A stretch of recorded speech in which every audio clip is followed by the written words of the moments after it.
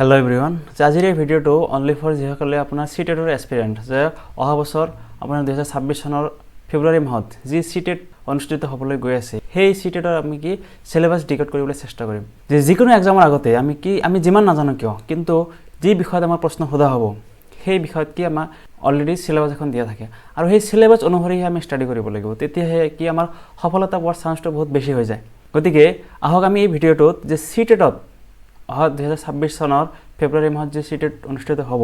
সেই সিটেটৰ সিলেবাস প্যাটাৰ্নটো কেনেকুৱা আৰু কোন দিশত আমাৰ ষ্টাডিটো আগবঢ়াই নিব লাগিব গতিকে সেই সম্বন্ধে অলপ আলোচনা কৰা হ'ব যে আজি আমি আলোচনা কৰিম আপোনাৰ কি পেপাৰ 1ৰ যে অনলি ফৰ প্ৰাইমাৰী সেকশন ইয়াতে গ্ৰাফত আপোনালোকে স্পষ্টভাৱে দেখা পাই আছে যে আপোনাৰ যে প্ৰাইমাৰী ষ্টেজত আপোনাৰ কি ইয়াতে টোটাল 5টা সাবজেক্ট আছে ইয়াৰ আপোনাৰ প্ৰথম হৈছে আপোনাৰ সিডিপি যে চাইল্ড ডেভেলপমেন্ট এণ্ড পেডাগজি তাৰপিছত আপোনাৰ ম্যাথ ইভিএস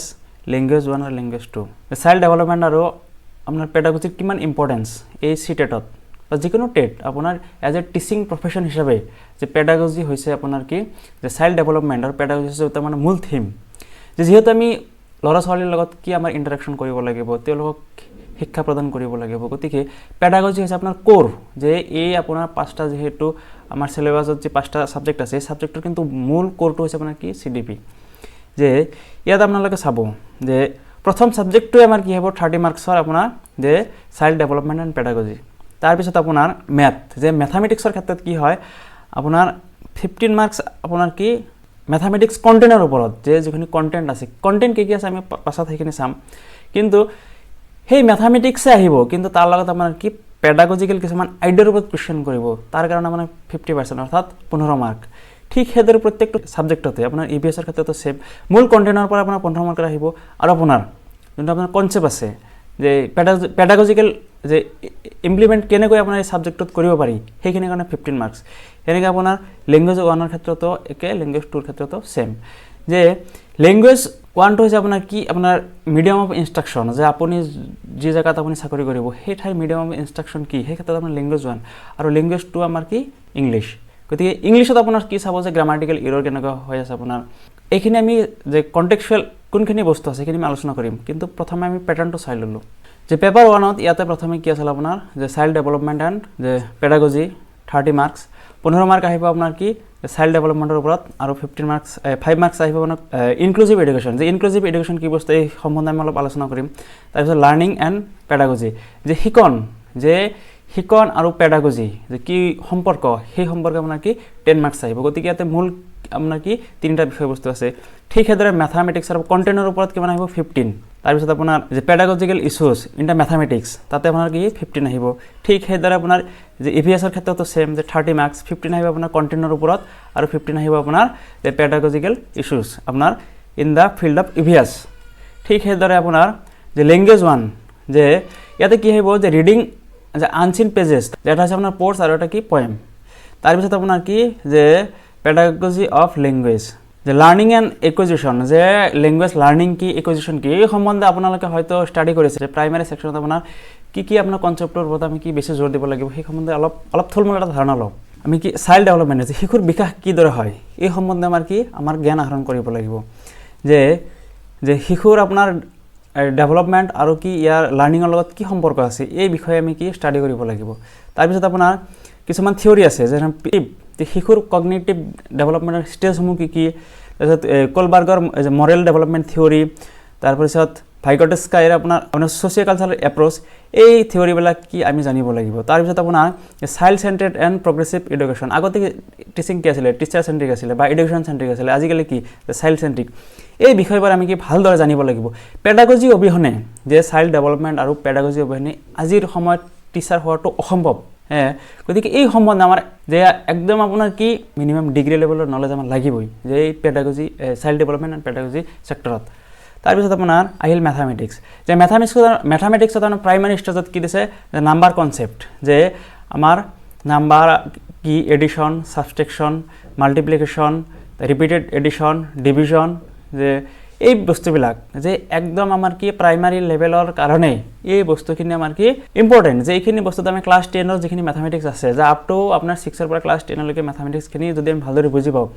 এইখিনি ক্ষেত্ৰত আপোনাৰ কি মেথামেটিক্সৰ কাৰণে এইখিনি বস্তু কি আমাৰ কাৰণে যথেষ্ট মই এটা ভিডিঅ'ত NCERTৰ বুকত ৰিভিউ কৰিম যে NCERTৰ গোটেইখিনি কি বুক যে যিকোনো পৰীক্ষাৰ আপুনি টিচাৰে হওক আপুনি বেলেগ এডিআৰতে যাওক বা যিকোনো ডিপাৰ্টমেণ্টত যাওক আপোনাৰ কি NCERT হৈছে আপোনাৰ কি একদম ফাউণ্ডেশ্যন যে ফাউণ্ডেশ্যন যদি ভাল হয় তেতিয়া কি আপোনাৰ পৰৱৰ্তী আপোনাৰ চিলেবাছত আগবাঢ়ি যোৱাত সহজ হয় কিন্তু আমাৰ যিকোনো ছাইডতে আমি চাকৰি কৰিব নাযাওঁ কিয় আমাৰ কি ফাউণ্ডেশ্যন যে NCERT আমি ভালদৰে পঢ়িব লাগিব গতিকে মই পৰৱৰ্তী ভিডিঅ'ত NCERTৰ যিখিনি কিতাপ আছে সেই কিতাপখিনি মই এখনকৈ দেখুৱাই সেইখনৰ কি মই ৰিভিউ কৰিম গতিকে ইয়াতে আপোনাৰ আপ টু ক্লাছ 10 লৈকে আপোনাৰ কি মেথামেটিক্স একদম ক্লিয়াৰ থাকিব লাগিব যদি আপুনি কম্পিটিশ্যন পাছ কৰিব বিচাৰে তাৰপিছত চাওক খালি মেথামেটিক্স জানিলেই নহ'ব এইবিলাকৰ আপোনাৰ পেডাগজিকেল আপোনাৰ ইছ্যু এড্ৰেছ কৰিবলৈ যে মেথামেটিক্স শিকোঁতে বাচ্চাজনৰ কি প্ৰব্লেম হ'ব পাৰে যে তেওঁ মেথামেটিকেল লেংগুৱেজ কেনেকৈ বুজি পাব যে ৰিয়েল লাইফৰ লগত তেওঁ কেনেকৈ কানেক্ট হ'ব যে ইয়াতে দিছে যে nature of mathematics language of mathematics যে কমিউনিটি মেথামেটিক্স তাৰমানে ৰিয়েল লাইফত যিবিলাক মেথামেটিক্স ইউজ হয় ইৰ'ৰ এণ্ড এনালাইচিছ যে ডায়েগনষ্টিক ৰিমেডিয়েল টিচিং যে এই বস্তুখিনি আমি কি মেথামেটিক্সৰ আপোনাৰ পেডাগজিকেল ইছ্যু যিখিনি আছে সেইখিনি আমি কি সেইখিনিৰ ওপৰত আমি অধ্যয়ন কৰিব লাগিব তে সেই কি হ'ব আমাৰ চিটেটৰ যিখিনি আপুনি কি আছে কণ্টেণ্ট আছে বা যিখিনি কুৱেশ্যন আহিব সেইখিনিত আমি অন্ততঃ হেণ্ডেল কৰিব পাৰিম যে যদি আমি মেথামেটিক্সৰ আমি একদম PhD নকৰোঁ কিয় যদি আমি এইবিলাক যে আমাৰ ল'ৰা ছোৱালীৰ ক্ষেত্ৰত যে সৰু সৰু বাচ্চাৰ ক্ষেত্ৰত আমি কিদৰে এই আমি গণিত কি আছে সেইটো ডাঙৰ কথা নহয় যে আপোনাৰ 20x20 যে এই পূৰণটো ডাঙৰ কথা নহয় কিন্তু এই বস্তুখিনি যে কেনেকৈ শিকাম যে কেনেকৈ ল'ৰা ছোৱালীক শিকাম সেইটোৱে মষ্ট ইম্পৰ্টেণ্ট আৰু শিক্ষকৰ হৈছে মূল কাম সেইটোৱে যে কিতাপত যিখিনি কণ্টেণ্ট আছে সেইখিনি প্ৰত্যেকজন শিক্ষকে পঢ়িব পাৰিব সেইখিনি সহজে সলভ কৰিব পাৰিব কিন্তু আপোনাৰ কি হ'ব যে কেনেকৈ শিকাব লাগে সেই বস্তুখিনি আমাৰ কি এই পৰীক্ষাৰ জৰিয়তে পৰীক্ষকে আমাৰ নিৰীক্ষণ কৰিব যে খালি আমি মেথামেটিক্স কাৰণে 50% মাৰ্ক আহিব যে 15 মাৰ্কছ 30ৰ ভিতৰত আৰু 50% মাৰ্কছ আমাৰ কি যে পেডাগজিকেল ইছ্যুৰ যে এই মেথামেটিক্সসমূহ ল'ৰা ছোৱালী কেনেকৈ শিকিব সেই বিষয়ে কুৱেশ্যন আহিব ঠিক সেইদৰে আপোনাৰ যে এনভাইৰনমেণ্টৰ ক্ষেত্ৰতেও কি আছে এইখিনি বস্তুখিনি আপোনালোকে মনোযোগ দিব যে ফেমিলি এণ্ড ফ্ৰেণ্ডছ যে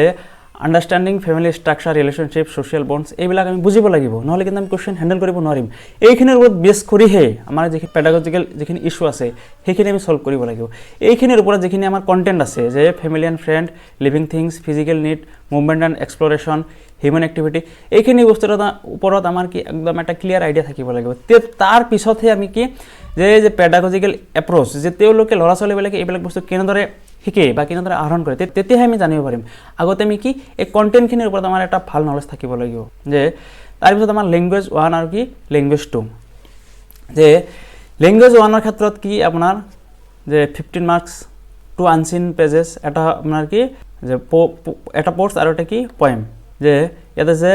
literal comprehension understanding explicit meaning grammar and vocabulary verbal ability and expression understanding of literacy elements in poetry এইবিলাক বস্তু আপোনাৰ কি এটা সাম্যক ধাৰণা থাকিব লাগিব তাৰপিছত আপোনাৰ এই লেংগুৱেজৰ পেডাগজি অফ লেংগুৱেজ ডেভেলপমেণ্ট যে লাৰ্নিং লেংগুৱেজ এণ্ড একুইজিশ্যন যে লেংগুৱেজ লাৰ্নিংটো হৈছে একটা এক্টিভ প্ৰচেছ আৰু আপোনাৰ যে লেংগুৱেজ একুইজিশ্যন হৈছে এটা পেছিভ প্ৰচেছ যে আমি যেতিয়া মাতৃৰ পৰা যেতিয়া আমি কি লেংগুৱেজ এটা শিকোঁ সেইটো হৈছে একুইজিশ্যন যে আমি সেইটো কোনো শিকা নাই আমি কি অট'মেটিক সেইটো একুৱাৰ কৰি লৈছোঁ কিন্তু আমি যেতিয়া আপোনাৰ গ্ৰামাটিকেল কিছুমান বস্তু আমি যেতিয়া কি প্ৰণালীবদ্ধভাৱে যে পদ্ধতিগতভাৱে যেতিয়া আমি এটা ভাষা শিকিম সেইটো হৈছে কি লেংগুৱেজ লাৰ্নিং তাৰপিছত লিচনিং এণ্ড স্পিকিং তাৰপিছত grammar role challenges in diverse classroom যে ডাইভাৰ্ছ ক্লাছৰুমত কি চেলেঞ্জ থাকিব পাৰে লেংগুৱেজৰ ক্ষেত্ৰত যে ষ্টুডেণ্টজনৰ বেকগ্ৰাউণ্ড লেংগুৱেজ কি আছিলে গতিকে আমি ক্লাছৰুমত কি লেংগুৱেজ ইউজ কৰিব লাগিব ৰিমিডিয়েল এপ্ৰ'চ যে ল'ৰা ছোৱালী নোৱাৰিলে আমি ৰিমিডিয়েল টিচিং কেনেকৈ দিব লাগিব এই বস্তুখিনি আমাৰ কি লেংগুৱেজৰ ক্ষেত্ৰত আহি যাব এইখিনি হ'ল আপোনাৰ যে ক্লাছ 1 to 5ৰ কাৰণে চিটেটৰ প্ৰাইমাৰী ক্ষেত্ৰৰ কাৰণে এইখিনি আমাৰ চিলেবাছ